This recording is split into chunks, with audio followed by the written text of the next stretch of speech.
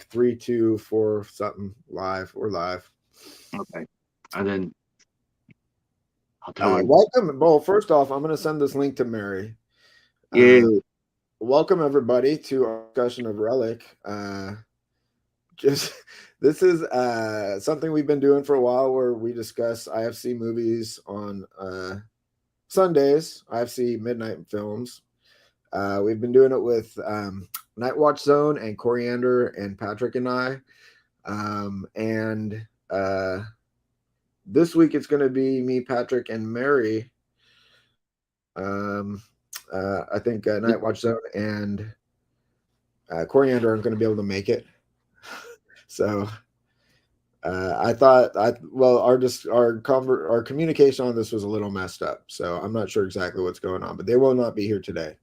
And hopefully Mary will join us. I am currently going to resend her this link real quick.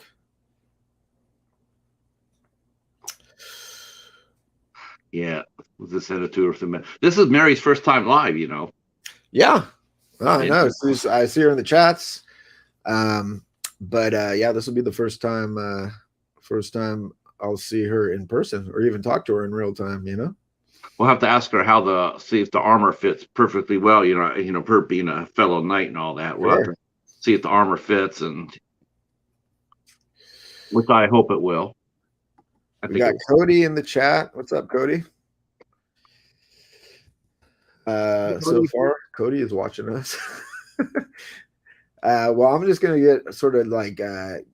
get into this a little bit. So we watched the movie Relic from 2020, Australian film. A little bit of a genre bender. I would still say based on atmosphere, I consider it a horror film. And the fact that it's terrifying. Yeah.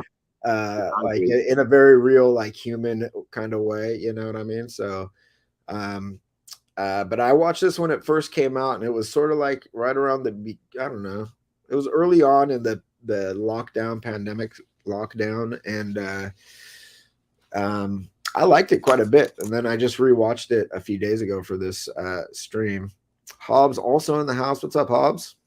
Not a Hobbs.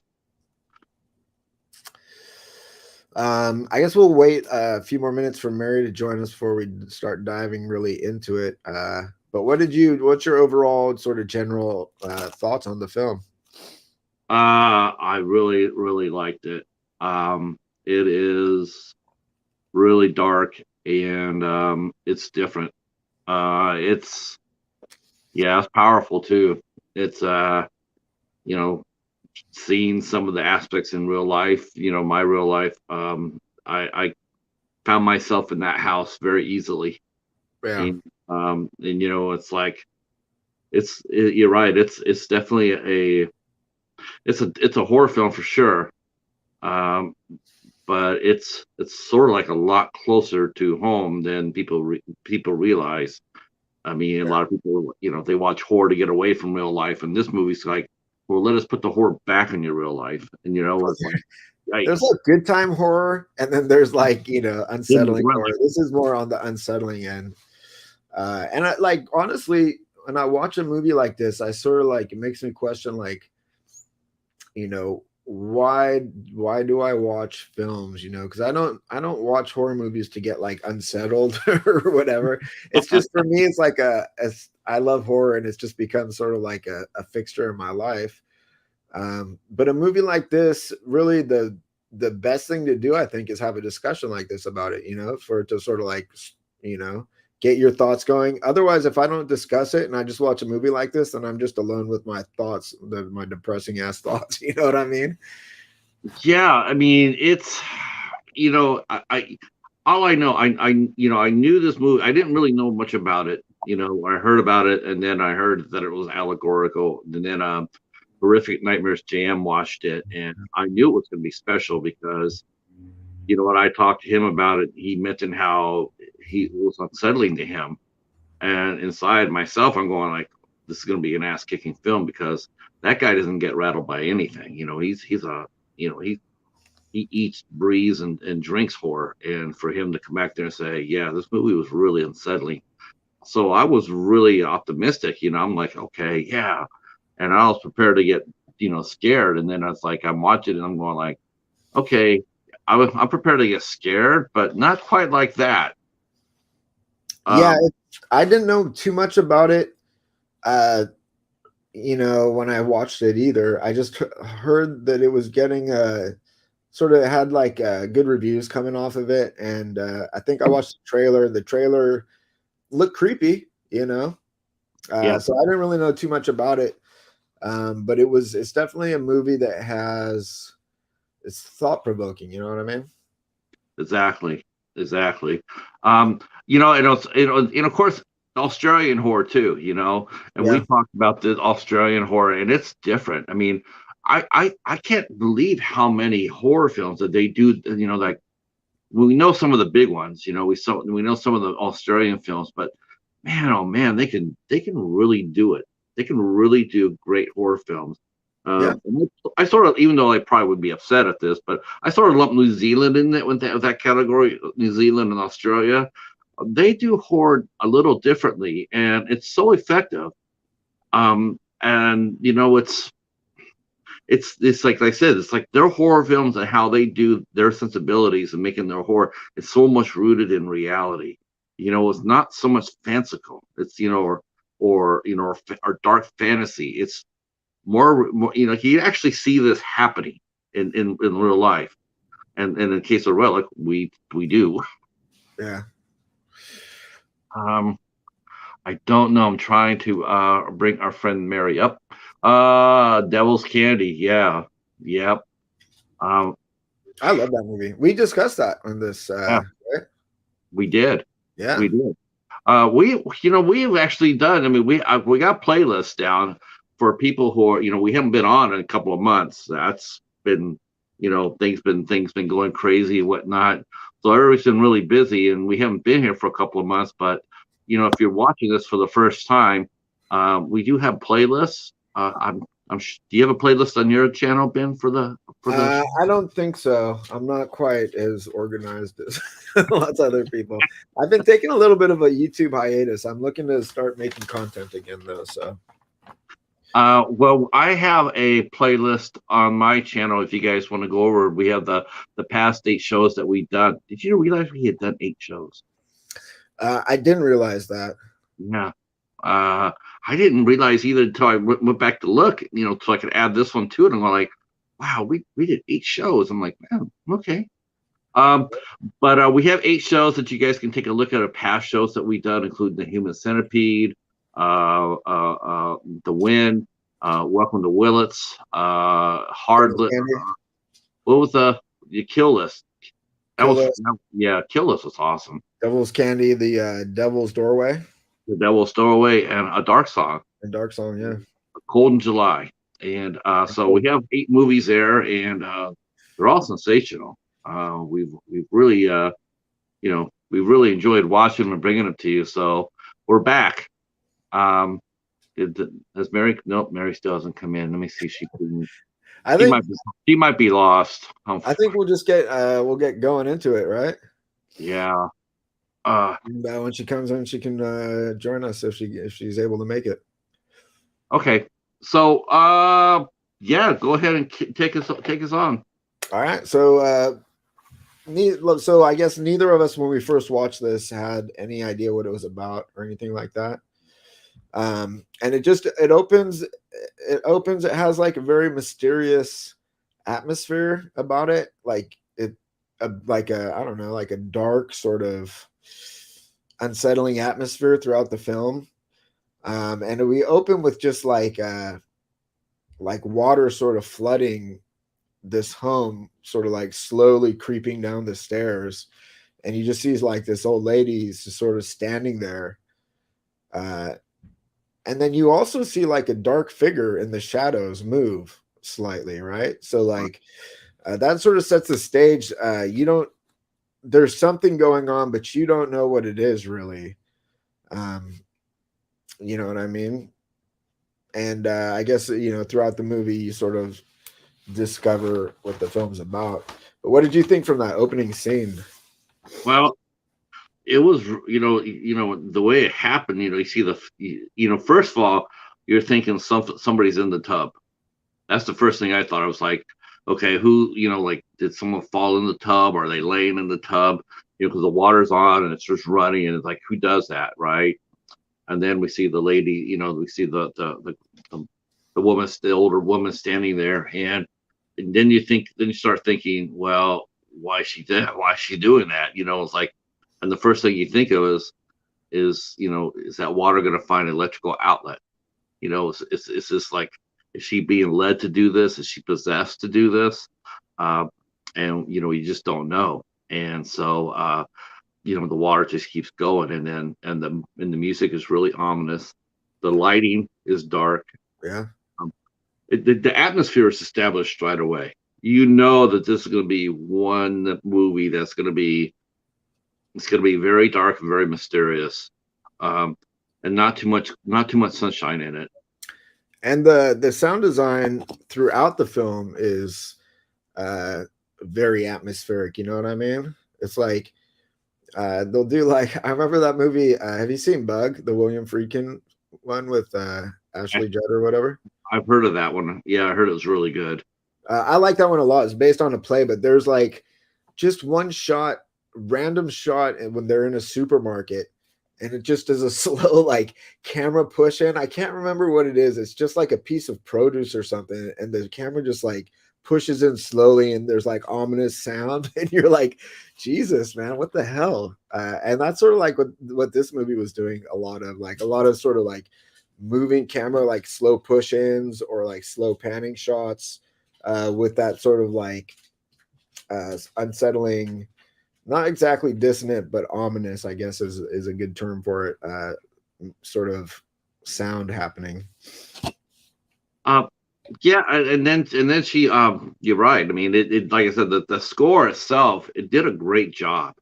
It really did. It was a character unto itself, and it acted, and it's almost like the film's red herring.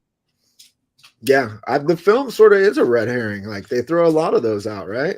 Yeah, because like it ends up being. I mean, we'll get to like what we think of the movie overall, but I would say just on this initial statement, it ends up being sort of like very allegorical, right? So like, but you don't know if it's going to be a straightforward, like if it's a haunted house or like you don't know what's going on. So after the scene, we are introduced to like the mom and the daughter of that old lady, and they go to the house where the water was spilling, and the grandmother's missing, right? yeah, So it starts off very ominously, and next you have like this missing old lady, and you saw some weird shadow figure in the shadows of that room that she was just sort of like blankly staring into, and you really have no idea what's going on. But yeah, you're introduced to these the next two generations. So you have these three generations of characters. yeah. And what did you think of the introduction of these two? Well, it was really interesting because you're right, it's generational. And then they get to the house, they go inside, and of course they stop the water and they see that some of the damage there and whatnot. But I think the real telling is the first tale that this, the first clue that this is going to be a little bit different was when they went to the police station. And the policeman sitting there going, Hey, Mary in the house. Yay, Mary. Computer savvy. Welcome. Hey. Welcome. Oh my gosh. Whoops. It's a long journey. How do we no, not that one. There we go. Hey Mary, we were just getting going on this movie. What did you think? What's your overall sort of initial thoughts on this film? It was kind of sad. Yeah, it was real sad. That's a sad one. These are better. I can see it better. There we go. Yeah. Now the mold reminds me of Florida. Yeah. Down here, everything's covered in that. But a lot of everybody down here has Alzheimer's too, because people come down here to retire. Yeah. Kind of reminds me of Florida. I can see that. Yeah. it was throughout the movie there is sort of like common themes, and one of them is sort of decay and mold. Yeah, You know, that's what you uh, feel like. what you say? That's what it probably feels like. You feel like you're decaying. You're not yourself. You're rotting. Huh. I mean, that's sort of what it feels like in general to get older, right? I kind of felt that way with my cancer, Yeah. Yeah.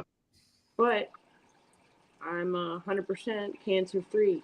Wow, Oh, that's amazing. All gone.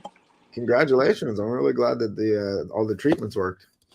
They did. I'm still doing some immune therapy infusions. I have 8 more to get, and then I'm done. But I have to Nice. get radiation too. But at least that doesn't hurt. Everything else hurt. Yeah, the chemo is pretty bad. yeah. MRIs are okay. They don't hurt. But CAT scans, I guess they're all right. But God. What kind of cat do they use for your scan? Yeah. Calico. Oh, okay. Like wave a calico around your face. Calico. That's, that's the old one, but still funny. I heard Cody's joke last night about the moth walking Oh, in the podiatrist. Yeah. His light was on. I don't know, man. I you know when I heard that joke and how he told it, man, I was thinking, you know what? He's funnier than Norm Macdonald, and maybe Cody's missing his calling. I happen to think Norm Macdonald is a comic genius. But I take funny. it you're not in that camp, Patrick. No, I found him a little dry, like toast. But I thought Cody has some skills. That was his shtick. That was his shtick, exactly. Yeah. He had to be dry.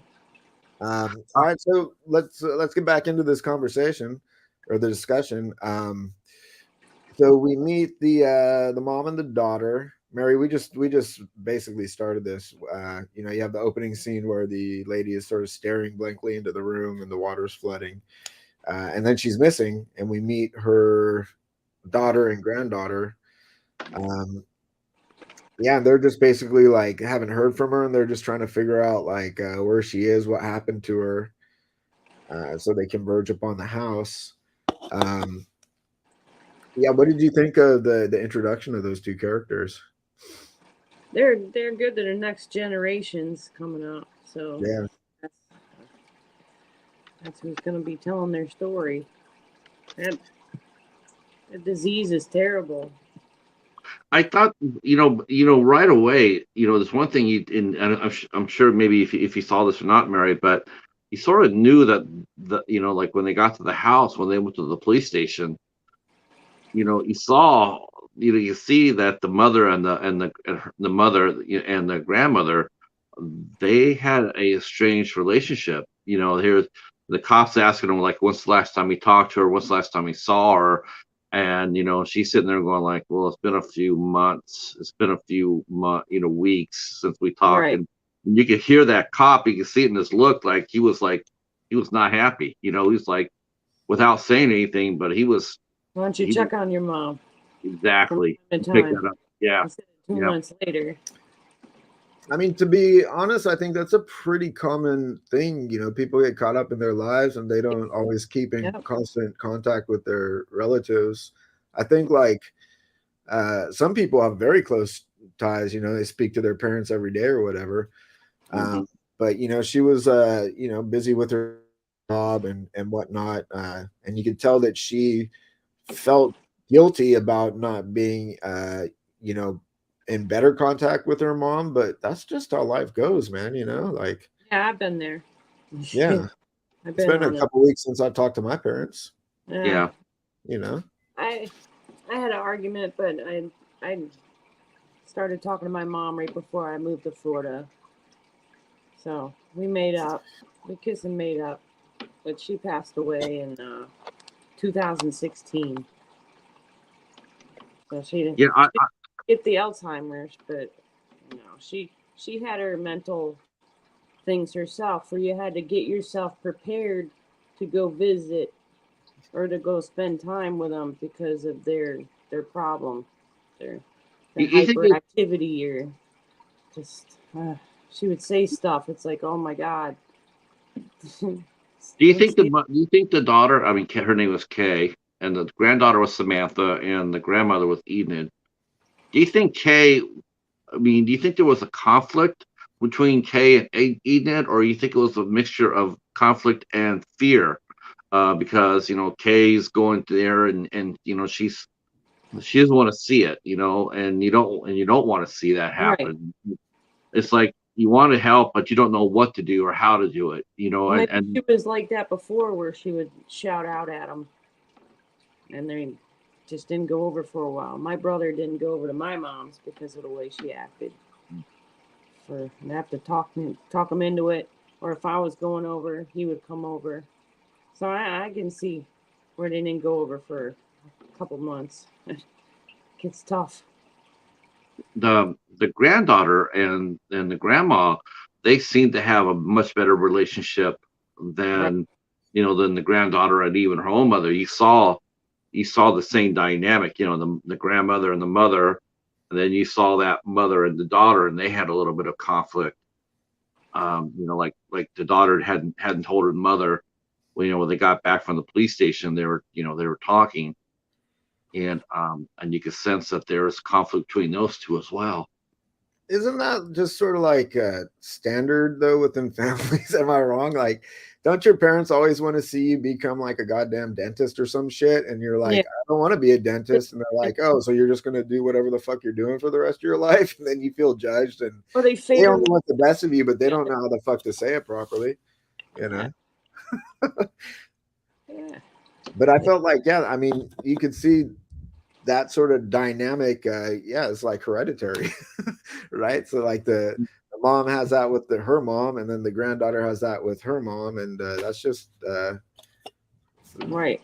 the nature of family dynamics. Some families are closer than others, but I think there's oftentimes, at least I've dealt with that feeling of tension between me and my parents, where they. Like my brother's a PhD. I'm not a PhD. I was like a struggling artist for a lot of years. And, they wanted the best for me, but I always felt like, I wasn't living up to whatever their thing was. And, Do it makes you happy too. yeah. Yeah, I mean that's But then what? you're right. I mean, because as they're sitting there, after they got back, they were talking, and then the granddaughter, just dropped the fact that she had quit her job at Yeah. a gallery, and her mom didn't know about it. Her mom's like, "Oh, when were you going to tell me? I mean, how long has that been going on? How long have you been gone?" She says weeks. So that there tells you their Communicating happened again. Yeah. communication was hard in that family. I didn't tell. Well, she was afraid to be judged. But I think you can see like both of them are, though their communication may be sort of like strained. The bottom line is both of them are there, and they're concerned for the matriarch, right? The grandmother Yeah. of the family. And so they're there, and they're trying to piece together where she could be. They know, like, we hear the mom telling the police officer, like, well, she forgets things, like she flooded the house last Christmas just because she forgot to turn the water off or whatever. And so we sort of get a little bit of background on what's going on, and they go to the house and they don't really know what to do. They just don't know what they should be doing. So the mom starts cleaning, and she's finding like little notes, like little post-it notes that are meant to remind her to like take her pills or whatever. And so you sort of start seeing, okay, maybe there's a bit of dementia creeping in, or she's like having a hard time with her memory or whatever. But you still don't really know. All you know is like, I mean, in the beginning of the movie, you see a weird shadow figure, so you think there's going to be some kind of like supernatural thing. Right. Yeah. And now she's missing, so you don't really know what's going on. But what did you guys think of like what did you guys think was happening at this point? Or did you have any thoughts on like what happened to the actual? Oh, I thought it was a darn creature. You thought it was a creature Come thing? out of the woods or around her house. Yeah. So I don't think she's near anybody. I think she's out in the middle of nowhere. How about you? Good place to be when you're old. Yeah. Away from everybody and out in the middle of nowhere. I see. That's why I think the police officer was. I mean, he knew the area, and I think that's probably what really one of the reasons why he was a little bit like surprised. Because it's like, she's out there by herself in a very big house in a wooded area. That's recipe for disaster. But it's like once they were there, once they were there, they dove into it. They cleaned the house up. Case. Well, actually, the granddaughter, Sam, she was the one that saw the mold first. She was cleaning it, and then she opens. She saw that big patch of mold on the wall, and she was staring at it like, okay, well, that's something we're gonna have to clean too. But it did seem rather ominous, like you're waiting for it to move on her. But I pulled my wallpaper off in my bathroom and I found mold too. I'm like, oh no, it's the movie. Right. I mean, and then they showed them all going out looking for the mom. I mean, do you think the mother had any enthusiasm at this point, Ben? I mean, do you think it was just a sense of duty, or do you think that she actually showed any compassion? I mean, I think she was like a little bit of a she was not a character who wore her emotions on her sleeve, really. You know what I mean? I think she was genuinely concerned, and I think she just didn't know what to do in the situation. Like she tells the granddaughter or her daughter, like, I just don't know what I'm supposed to be doing. So she's just cleaning because she doesn't know what to do. I didn't feel like she was disconnected or dispassionate about the situation. I felt like she was concerned, didn't really know. She just was like at a loss in the situation. She didn't know how to feel or what to do or anything like that. But I don't think she was like a cold, character personally. No, I didn't either. I just felt like it felt like she was trying to balance a lot on her plate, Yeah, I mean, we see them pushing through the woods, and again we get some spooky sound design and some like ominous sort of slow camera moves and stuff happening in this scene as well. So you really still don't know what's going on. You just get a sense of what's around that house, and it's like some relatively heavily wooded area.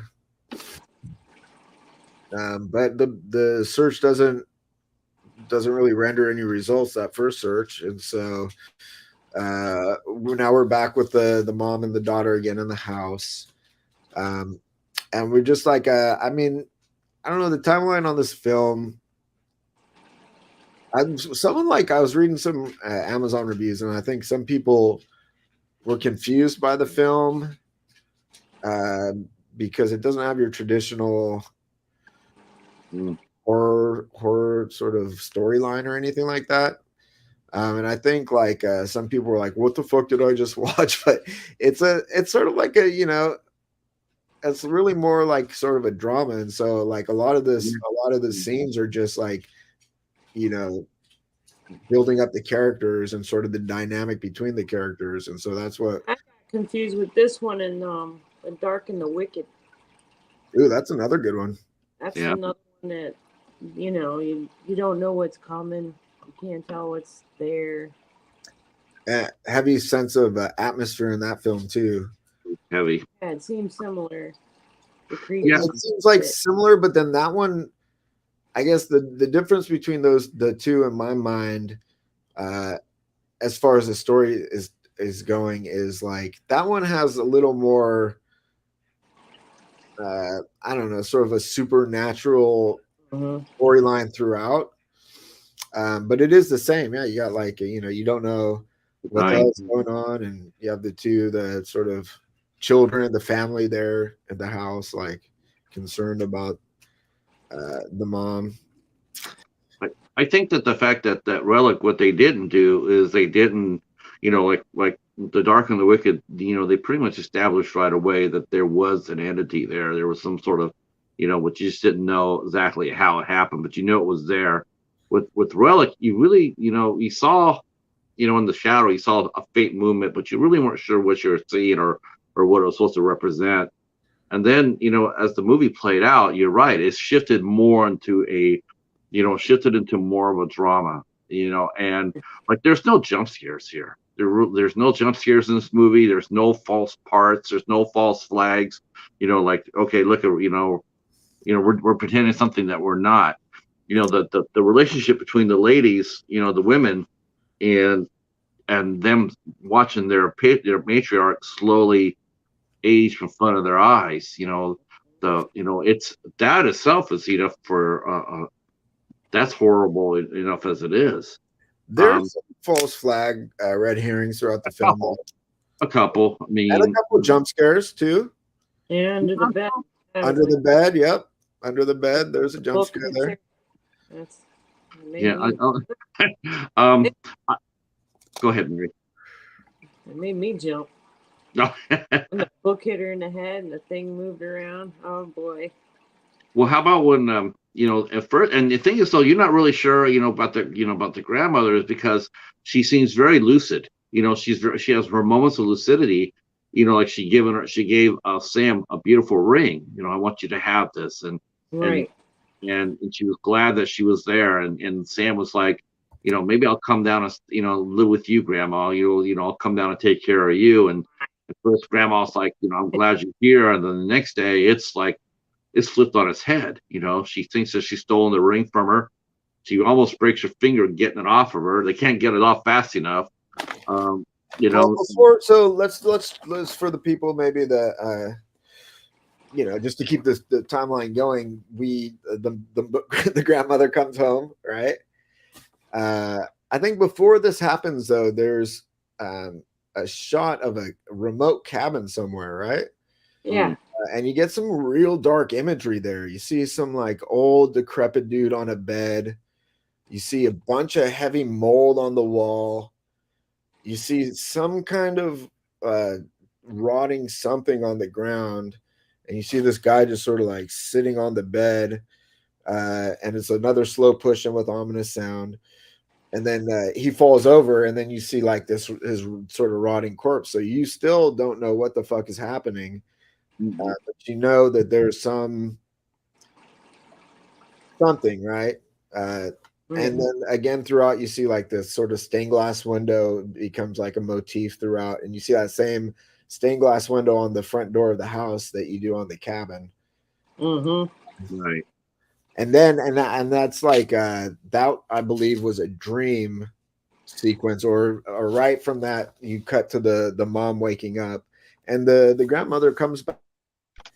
And they don't know what the fuck is going on, right? She wakes up and she just hears the tea kettle. And she's like, what? And so she goes in the kitchen and the mom is there. And she's like, Mom, what the fuck? Yeah. And like she doesn't really push it. The mom's just like, oh, hey. She's like, don't worry. And she's like, do you want tea? It's like, so there's still this mysterious thing going, but now the mom is back. And the granddaughter is very happy to see her, and the mom is slightly relieved, though still concerned, like what the hell's going on. So now proceed, Patrick. Now that we sort of set the stage, what were you saying about the?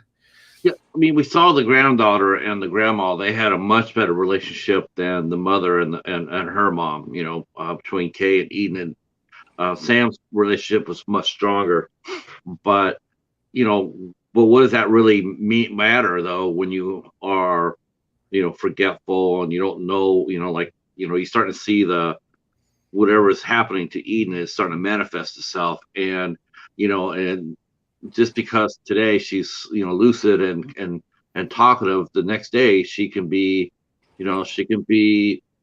cruel, and she could be, and spiteful. I mean, it's just how it works, and whatever it is that has her. And so, the granddaughter, she doesn't really know how to react. First it's all good, and next thing you know, it's not so good, and and she's, uh, uh, she's frustrated, and then she goes outside because her neighbor comes by, the young man who comes by, and we find out that the young man and the grandmother used to have a relationship, a friendship, and the boy, he doesn't want to come in. He tells her, come on in, and he doesn't. And so I think this is the granddaughter's first inkling for her that something seriously wrong. Um, the mom already knows it. Kay already knows it, but the granddaughter, now she knows it, and she's young. She doesn't quite grasp what's happening, and so it takes her a little longer to grasp it. Whereas Kay has pretty much, like, she knows that she's going to have to see about getting help and everything else, and the granddaughter doesn't understand it. I can come out here and I can take care of her, but that's like, I mean, I don't know too much about the dynamic in Australia. I know the dynamic in Japan is very much that when the parents get old, the children take care of them, and that's just part of the culture. And here in America, it tends to be like, oh, we'll put mom in a home or whatever. And in Australia, I'm not sure exactly what their culture is. It seems like it's similar to what it is here. yeah. But the daughter says, well, isn't that how it goes? Like your parents change your nappies when you're young, and then you change theirs when they're old. The mom's like, oh, but I got a job and all this stuff, and you sort of like, and the daughter's like, I'll move here. I can spend time with grandma. I'll, whatever, I'll take care of her and stuff. Well, she first says, like, why doesn't she just move in with you then? Like, Right. Yeah. You can tell mom is somewhere between, like, I don't want to deal with it, and part of it is, I think, not that she doesn't love her mom, but part of the whole thing is, like, when she confronts her mom's issues, she sort of has to confront what her future is going to be. You know what I mean? Like, it drives home, like, her mortality and, like, her sort of grip on reality and stuff. And it's hard to look at that shit, you know what I mean? Yeah, no, you're right. I mean, dealing with that, and that's the first thing you think of is, like, like, will this happen to me? Will this happen to anybody else in my family? I mean, it sometimes it skips, sometimes it doesn't, and I think the mother's really shaken by that. And you're right. She knows that this is going to be overpowering for her. She's not going to be able to do this and carry on the job. So, and that's what she basically tells her daughters is, I can't do this. And and after the and where she's wavering a little bit when the granddaughter says, I'll stay here. And then after they have their encounter over the ring, then the mom's like, okay, well, obviously that's not going to work out, Right. And then she says, okay, you're gonna have to sit here and watch her while I go to Melbourne to see about getting a place. Well, that's when all the ring stuff happens, is when she's in Melbourne, like, looking at the retirement house or something, right? Then the granddaughter is spending time with her grams, and they're having a great time. They have a good dynamic, and yeah, she gives her that ring. I guess it was like her wedding ring, is what my understanding was of it. And she's like, here, you might need this someday. Your mom already had a go at it. It didn't work out so fucking. Here's this ring for you. And she's like, oh, I couldn't. And, and she's like, no, take it. So she takes it. She's wearing it. And then later on, the grandmother forgets she gives it to her. And so she freaks out, like, you're trying to steal from me. And I think that's a common thing with dementia. People, they don't remember. And so they get paranoid, and they, think people are taking advantage of them or whatever. And you get your first little glimpse into, like, that that dynamic, you know, because up until that point she's been lucid and charming and like, you know, perfectly, everything's been great. And so you start seeing, okay, she is having some issues remembering and stuff, and it obviously upset the granddaughter a lot. Well, And that's the ring is a relic too. Yeah, yeah. Itself. And it's that could have from her mother, and now she's passing it on to her. yeah, and that's a theme throughout the film. You know what I mean? Is like sort of like the connection between Three of them. yeah, Right. ancestor to you know, down the generations. And it's true for everyone. You know, I mean, I think ultimately we'll get to what we think the film was about ultimately. But like we said, sort of slightly in the beginning, you know, it feels very much like an allegory. And the ring is a good, you know, like you said, it's a good, Ties them together. yeah, a good little Yeah. piece of imagery there. So we see that the granddaughter, she starts having like second thoughts a little bit, like, oh, this is going to be different than I thought. You know, she's very, very pick up, and then from this point on, we start seeing little cracks in the grandmother's sort of her psyche, and we start seeing her like, yeah, okay, there was some issues. There are some issues. She's not lucid 100% of the time. And one of the things we see is her working on these candles. So she's doing like candle craft, I guess, like candle carving or something. Seen those before when I was a kid at the mall. Yeah. Watched them make them. And that seems to be like one of her sort of pastimes. Right. And at one point, still do that because people that have Alzheimer's usually they'll remember songs or a dance. They'll know every word, but they won't remember anybody around them. That's probably what she was trying to keep feeling normal by doing her candle, I guess. I think the candle, that's like, well, you know, Mary, you make stuff. You know, Right. you have that muscle memory and you have just that sense. It's almost like a meditation when you're making stuff. Mm-hmm. You know, you're just in the moment doing the thing that you do. And I think that's very much what those candles were for her. But in this moment, we see little glimpses. So the timeline for me is a little confused because it's basically like there's not a lot of it's a lot of character dynamic development, not a lot of like specific things, but we see the grandmother working on her candle and talking to herself. And we still don't know what's going on. We still don't know if there's some supernatural entity because we see this mold spreading throughout the thing, right? We see that motif. We see the stained glass windows sort of slowly getting mold, enveloped by mold. You hear the house creak all the time. House is creaking all the time. That's part of Oh. that great sound design. Very effective, right? Yeah. I mean, you're knocking very on the creepy. walls and like, so you don't know if something's going on. You don't know if the people can hear it. You know, you don't know if there's some entity between the walls or whatever. But we see that there is an issue with the grandmother. She is, you know, her grasp on reality isn't as strong as we thought it may be, and she's bleeding as she's working on this candle, talking to someone, and they're like, "Who are you talking to?" And she's just like, very like, "Mind your business," you know what I mean? Like, you don't know if she's like, you don't know if she's crazy or if there's something going on, and you know. So what did you guys think of that scene, like as things progress with the grandmother and you see her like sort of like it definitely, you know, go ahead, Mary. Her disease is getting worse. It's progressing. Like the mold's progressing, so is her disease. As more and more mold there is, the worse she's getting. She is the mold. Like, yeah, it started to speed up once the mother and granddaughter got there. You know, before you got a sense that it was very slow moving, but now that they're there, now it seems to be a lot more aggressive and taking her over a lot faster. You know, and you know, and now they're trying to figure out what's going on. You know, and the granddaughter, she does her own little poking around. She finds out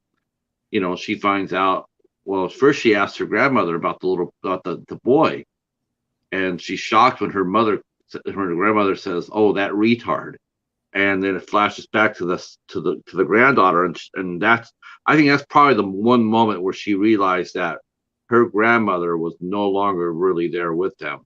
I mean, she Right. sort of accepted it for what it was, like my grandmother is not who she is. But I think that's an interesting moment though, because when she was growing up, so like saying retarded now is not politically correct, right? But when she was growing up, and all through her life saying, oh, that, that retard over there, it wasn't offensive. That was like just a description, now it's very offensive to call someone a retard. I don't think that she used that word. I don't think she ever used that word to describe the boy, which is why I think it really surprised her granddaughter. But we have no idea what, I mean, that's your perception of it, but the movie makers didn't say anything like, oh, she never called them. She was always very sweet to the boy or whatever, but like she was just sort of a little cold and distant when she said, "Oh, the retard." Yeah, and but her granddaughter was like, what the hell? Like where'd that come from? But you see, like I think that's another moment where a difference between the generations, because I think though she said it in a cold way and she didn't say like, oh, like that was the descriptor she used. She didn't say like, oh, Tommy or whatever, the boy next door that, that used to come over and play with me. She just said the retard, and that upset the daughter because retard means something different to her than it does to the mom. But she does also see that cold disconnect. And she doesn't know like, oh, that's your friend. You know what I mean? Like you guys used to hang out. Her face when she says it, it's like, yeah. She was shocked. Yeah. She was shocked, and she doesn't know what's going on, so she catches up with the neighbors. But I think before we get to that point, we have still some, Charles in the chat was saying the supernatural elements are symbolic. The movie film being poetic. But there are still supernatural things going on. We see the mother is putting her mother to bed, and we start seeing like, she's like tucking her in there, like chatting or whatever, and then the mother just sort of like is staring at nothing, and she can see like fear in her face, and she's like, it's under the bed, and the mom's like, what? There's nothing under the bed, and she's like, will you look please? And the mom goes like this, she's like, nothing. She's like, you didn't even fucking look, lady. So the mom gets down there and she's slowly looking, and again we get sound design, we get like this shot of, it's very dark, you can sort of make out a few forms, and you see something under there, right? Yeah. And the mom is looking at it, and it's like you see something, and then all of a sudden there is a jump scare, right, where the mom drops the book on her daughter's head. I don't think she did that though. Do you think she did that, or do you think that I guess she did, but I was like, that part tricked me because when they show the grandma, she's in bed like this, she's tucked back there, and her bed's clean, like there's nothing on the bed, and then the daughter's underneath the bed, and I'm thinking, how is she gonna go bend forward, grab a book, bend forward, and drop the book? I have to tell you, that particular moment right there, I'm going like, maybe there is something to this, because it's like, I still couldn't see her do it. It's still going, the sort of the movie is still making allusions to like, some kind of supernatural thing going on. Mm-hmm. So us as an audience, we don't know what's going on. Okay, the grandma is acting weird, but didn't she see something under the bed? And like, yeah, it didn't look like the mom, dropped the book on her because she was still tucked in or whatever.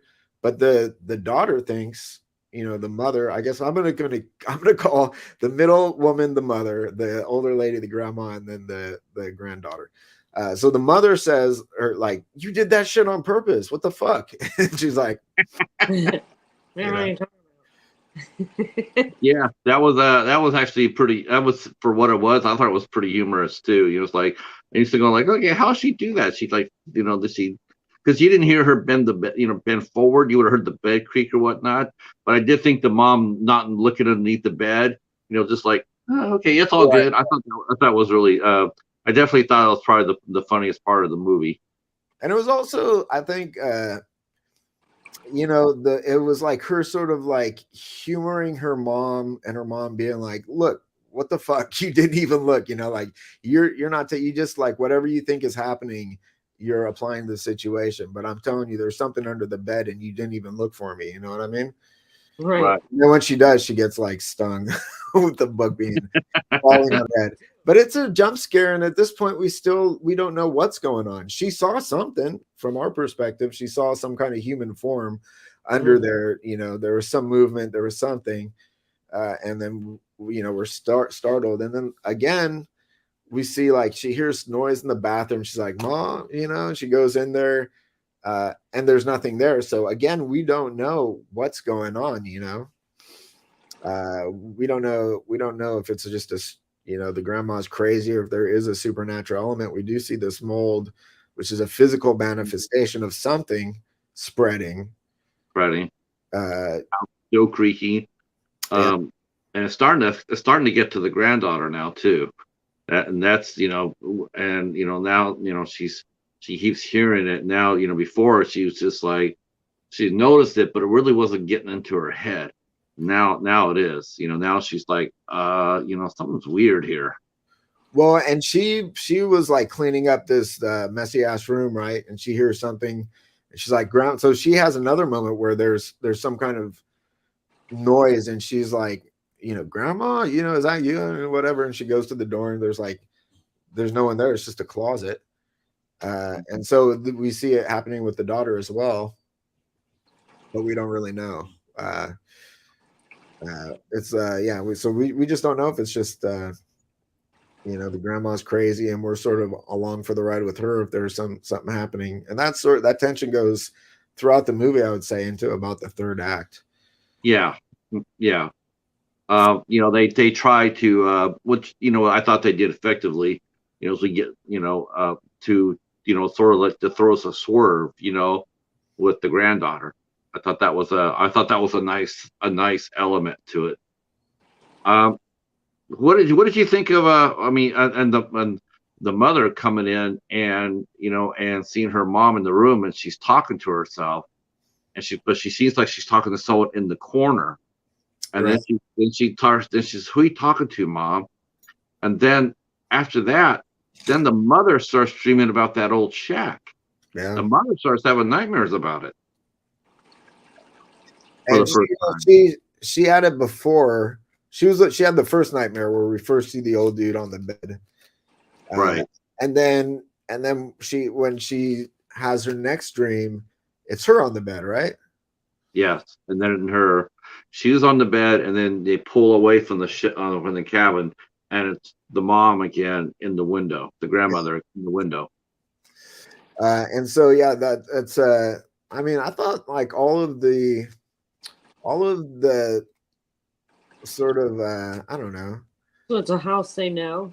Yeah, the imagery I felt was like pretty well done in this. There's like unsettling imagery that has sort of common themes of decay and stuff like that. And like, but you still don't really know what's going on. You know what I mean? I would say really not until, well, let's talk about the granddaughter. Let's get back to the granddaughter and the grandmother's dynamic. She talks to the neighbor, and she's like, what the hell happened with, I don't remember the neighbor's name. Was it Timmy? I'm not gonna say it was Timmy. It wasn't. Timmy. Yeah. Young Timmy next door. She asked his dad, like, what happened between Grams and Timmy? And he's like, they were playing hide and seek, and he went up in the closet, and she locked him in for hours. And you could hear him screaming and trying to come out. He had like paint. He scratched the door. He had paint like underneath his fingernails. He was so freaked out. And it wasn't until the dad was like, where the fuck is Timmy? And he goes over and hears him screaming. And so they say that's why we don't let him come over here anymore. And that's why he was worried about going in, right? Right. So we see like the sort of the mask of her sanity also again slipping a bit, you know. And yeah, so at this point I feel like, okay, we realize the grandma is mentally slipping. Yeah. There is sort of something happening, you know, we still see all this mold, all this decay. And then the daughter goes into the closet and she sees where Timmy, again, not his name, was clawing at the door. She sees those marks and she sees something, right? Like, Yeah, she sees there's a lot of she sees all the notes up there. She sees all the the property up there, all the possessions are up there, and and then she discovers that hallway she didn't know anything about. She found the hall because she heard the noise. yeah, She heard the noise, and so she investigated it, and then she moved some of the some of the stuff in the attic or whatnot, and she saw that hallway, and she had no idea it was there. No one ever mentioned to her there was a hallway up there, and so she's like, "What the hell?" And so, um, I don't think I don't think she explored it then, but she definitely does in the third act. I mean, that's most I of the think, third, a lot of the third act is her in the room and she's looking for clues. She's trying to she's not. I don't think she comprehended her grandmother had the disease. I think she was looking for something. I don't know what she's looking for. yeah, I think, well, the second, as soon as she discovers it, she goes to explore it. Um, so I think I think at that point we are now into the third act, and she does go down that hallway, and she sees like more post-it notes that are a little. They're getting a little like crazier. They're not just like take your medicine or turn the water off. Now it's like your mom had green eyes, so it's like all of her sort of like random memories are written down on these post-its, and it's getting more and more decayed the further she goes in, and she's going in an impossible amount, right? It's like there's not this much house in the house, you know, like, Right. so like she's like, well, fuck this, you know, and she goes back and there's no escape. She goes back and it's just like another hallway, another decaying hallway, and so she's trapped in this nether region in the house. That was cool. That was That part was really cool. all the art direction, like the way they did that whole set design was very interesting and very cool as well. And so she's going in, she's trapped, and you know the mom and the daughter.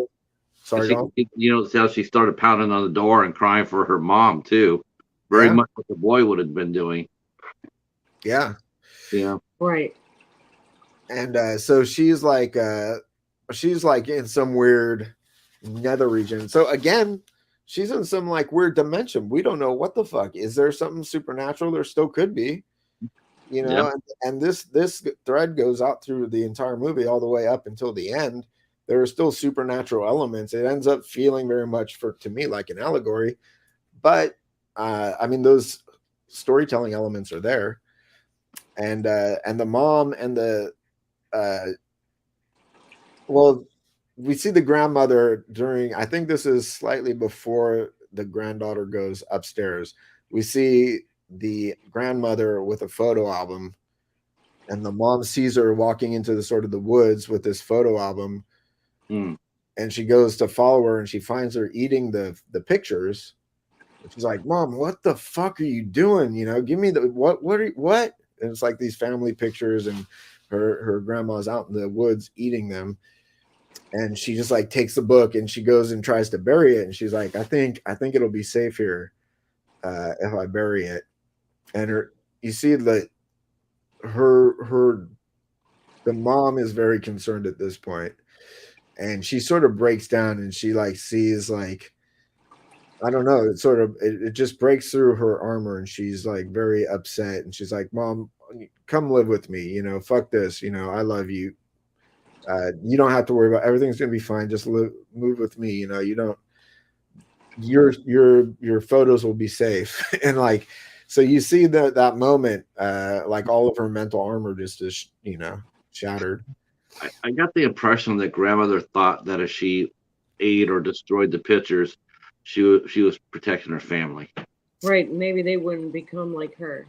Yeah, I got the feeling like if she had, like, all the pictures represented her memories and the moments from her life, and she felt like she was losing that because she was losing her memory, and she wanted to keep those as a part of her. That's how I felt. So she was eating these pictures to try to, like, keep her memory. She doesn't know how to do it. She knows she wants to keep these family moments and her memories. So she's just trying to make them a part of her however she can. So she's eating them, and she feels like those memories are in danger. So she's trying to bury this book so that they'll be safe from whatever entity is trying to snatch them from her. She was trying to protect her. She was trying to protect her family. But not just the family, just like her whole identity, which is wrapped up in all these moments of her life, So it was very moving, It was, it's you can understand that, it's like that was a pretty powerful scene, and you're right, when Kay breaks down and she says, come live with me. I mean, her and her mother have reconnected, that she understands that her mother desperately needs her, and she loves her mother. She realizes just how much she loves her when she sees that, and that helps. That helps with the final. That helps it helps explain the ending too. Yeah.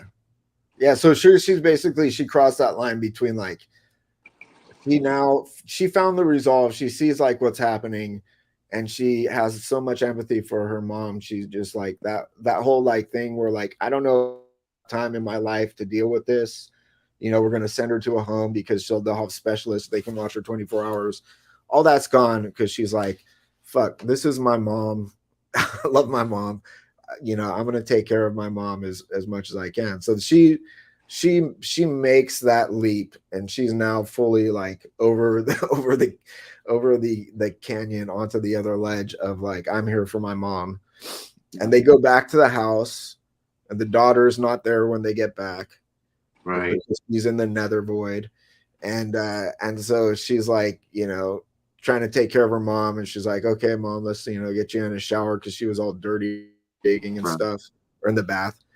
And we see, Naked HD, very nice, thank you for joining us. Anyway, we were getting spammed by some sex bot. Who doesn't like getting spammed by a sex bot? Am I right? Welcome to the 21st century where you can get spammed by sex bots. So we really see that the sort of the mask of the grandmother's sanity is slipping. We see the mother is very concerned, and now the grandmother has locked herself in the bath. She sees the water again pouring out through the door. Right. So she's like, oh shit, this, mom, let me in, but the door's locked. She goes up to the little window, and she looks in, and she sees her mom self-harming herself, right? Yeah, she's picking at her face with a knife. She's taking all that. Now that mold's come all the way up to her face, and she starts screaming, and she falls off the box. Well, I guess we never really mentioned this, but we see when the grandmother returns, we see her getting checked out by a doctor or a nurse or something, and they notice a big bruise on her chest. Right. And so we see that this becomes a theme, right, where that bruise is sort of spreading as the mold is spreading. And I mean, that's very worth mentioning. We sort of didn't really hit it earlier, but so the grandmother is sort of stabbing her chest, trying to get this bruise off of her the way you might clean mold or something, but ends up she's just sort of like peeling the skin off her fucking chest. And the mom is very concerned. And she's unable to get in, but she finally does. Right, get in the door, and she sees her mom is like, now working on her face, and so she's like, she's concerned. She's trying to take her mom to get help, How did you guys feel about all that shit happening? The power went out too. Well, the water tripped the Yeah, power, the right? power turned off the power, and so now the daughter's still upstairs, and she's all she has now is her phone light, and she's going around and she's going around. She finally decides to. She notices on the wall that there's like it's a weakening in the wall. She starts going to town on it. She's starting to break through. Well, And I mean, she actually. So we don't, as viewers, we're watching her go into this big cavernous, like second architectural world. And as she's going in deeper, there's more and more mold, and it's also getting a lot smaller, right? And at one point, she's like sort of in like a crawl space almost, and she just freaks out and kicks up on the roof and like escapes through there. But then she's horizontal.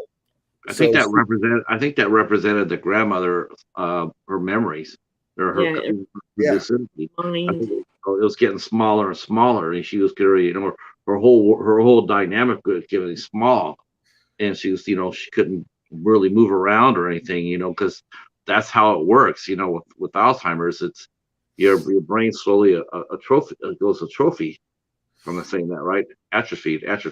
And so she's, that was the symbolism of that. But she does break through. She does get through. She kicks through two walls, right?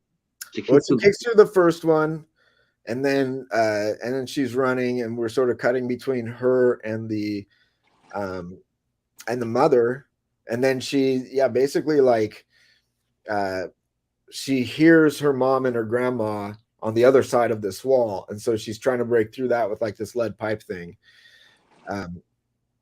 So she's sort of breaking through that. I'm trying to remember now, they both end up in that sort of, like, she goes to find her, and she can hear her screaming behind the wall. She's like, Mom. Yeah.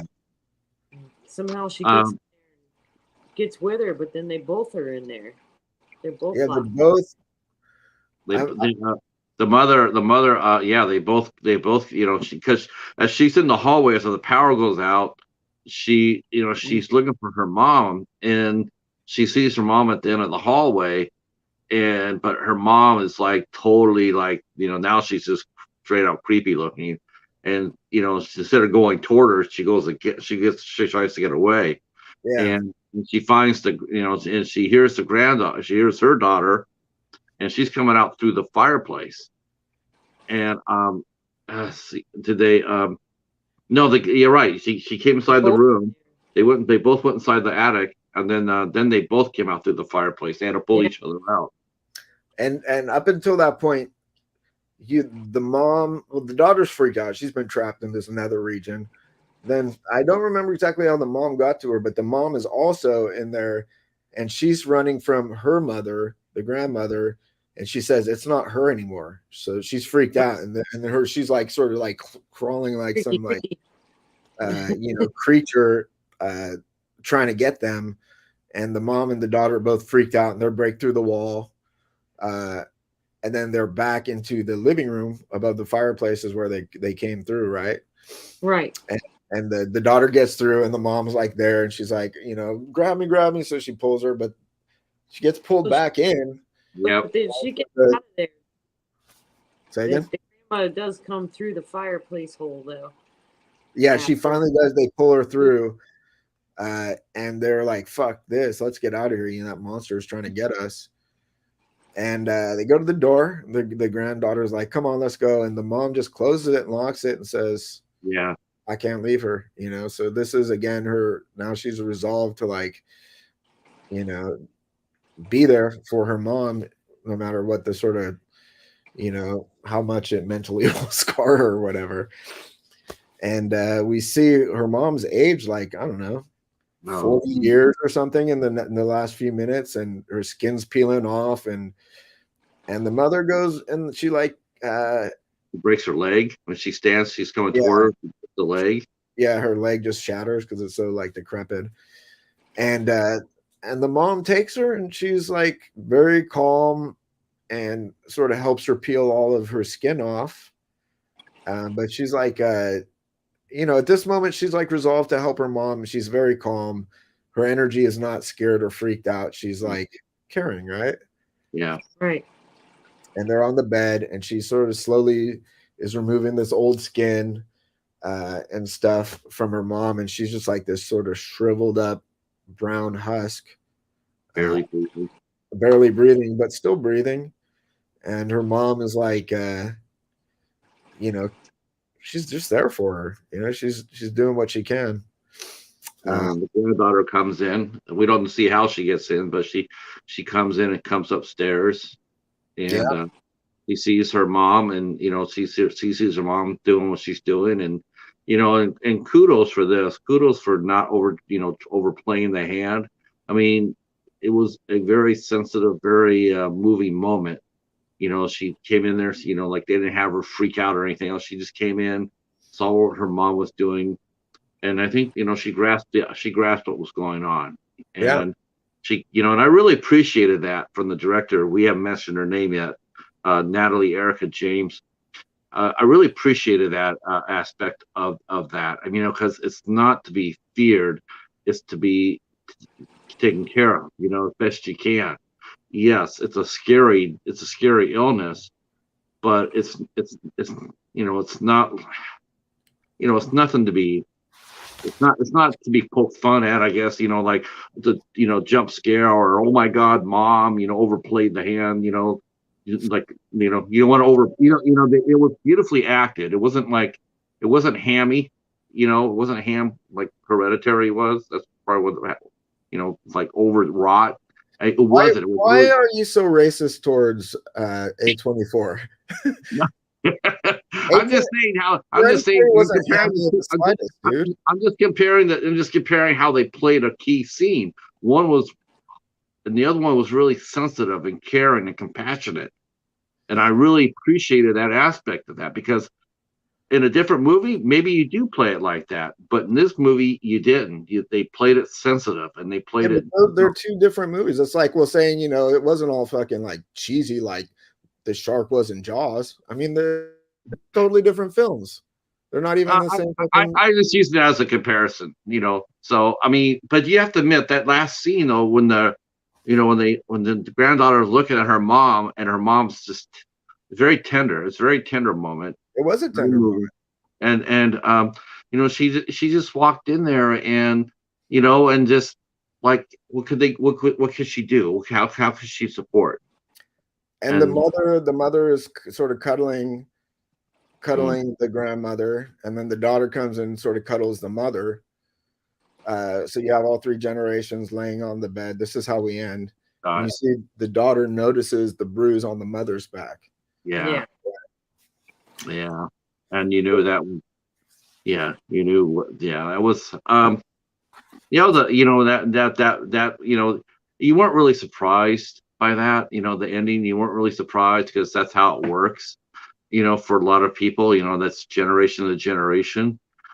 But still, very, you know, very moving, very, you know, very respectful too. In a lot of ways.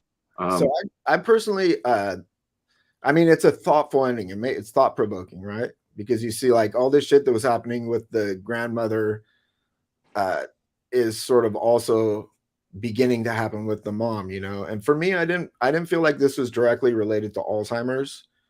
People get dementia as they get older. That they don't necessarily have to have Alzheimer's.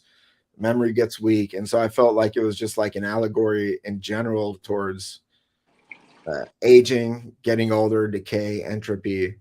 As we all, ashes to ashes, dust to dust, right? And like, and so that's why I didn't feel like it was necessarily like a genetic disease, Alzheimer's or something. It was just like everyone ages. The mom sees her mom age until she's just a brown husk of her former self, and then her daughter notices that process is happening with her mom. Yeah. You know. Yeah, I agree. I like I said, before we went on, I was really, I didn't see this. I didn't see this as, after you watch the movie, you're sitting there and I mean, it has some elements into it, maybe enough to warrant it, but I didn't see this. I was with you. I saw this more as a drama. You know, I really did. I saw it more as a drama, and with some horror elements thrown into it because you know, Alzheimer's or dementia or Huntington's. You know, it's all progressive. It's all scary. You know, it's all not good. Um, but I saw this more as a drama too, Ben. I thought it was beautifully acted. Um, you know, I love like you said, I love the set design in it. I love the music. The music was really good. You know, this is a good film. This is a real good film. It was almost as hard good watch. as Hereditary. Huh? I said it was What? almost as good as Hereditary. Here we go. Why are you always guy again attack? No, no. I mean, it's a beautiful film. It really is. It's well done, and yeah, I really liked it. I liked it a lot. It was good. It's haunting. Like, you know, I mean, there's enough. Subject matter is terrifying. Aging. You know, we're all sort of slowly being haunted by the specter of death, you know, that progressively becomes more and more a part of our life as we age.